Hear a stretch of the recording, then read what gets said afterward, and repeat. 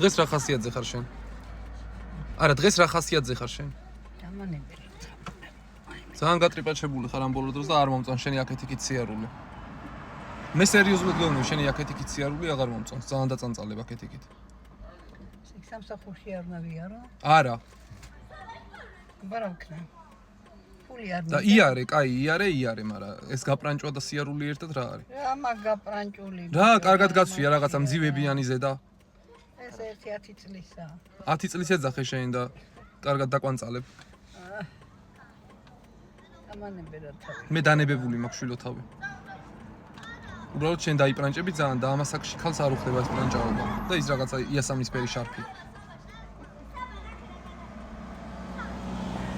და ეს სათვალე რო უბრალოდ გაიკეთო და ეს მძივები არ კონდეს სათვალეს არ შეიძლება, ეს მძივი რაღაცა ჭირდება. არ არის, შვილო. აბა რა არის?